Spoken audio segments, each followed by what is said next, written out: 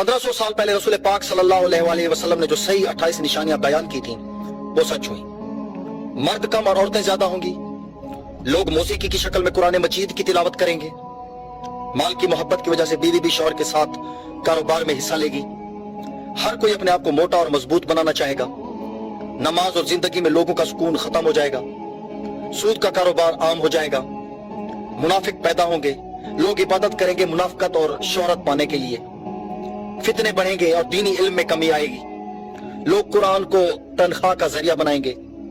झूठ आम हो जाएगा और लोग झूठ की गवाही देंगे। लोग सही अहादीस का इनकार करेंगे और गलत अहादीस बयान करेंगे।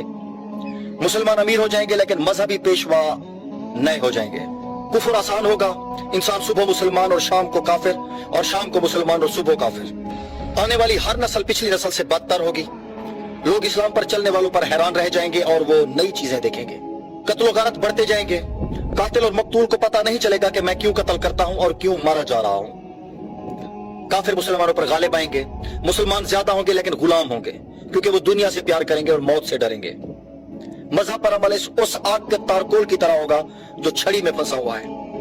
गुनाह करना बहुत आसान होगा और गुनाह को गुनाह कबूल नहीं किया जाएगा। दुनिया के अमीर तरीन लोग कंजूस होंगे। उम्र से बरकत खत्म हो जाएगी। साल महीनों की तरह, महीना हफ्तों की तरह, हफ्ता दिनों की तरह और दिन घंटों की तरह गुजर जाएगा। मुसलमान हर अमल में काफिरों की पैरवी और इताअत करेंगे। अरब की मिट्टी वसी होगी और मदीना की आबादी बढ़ जाएगी। लोग ज़कात लेने के अहल नहीं होंगे और फिर भी ज़कात मांगेंगे। औरतें सजती होंगी फिर भी नंगी होंगी। मतलब कपड़े इतने नाजुक होंगे कि जिस्म की तरह नजर आएंगे। जिना आसान होगा और जिना के असबाब में इजाफा होगा। जहालत आम हो जाएगी। लोगों को दुनिया का इल्म हो जाएगा मगर जहालत की वजह से दीनी इल्म से जाहिल होंगे। बेहया औरतों और आलाते मौसीकी में इजाफा होगा।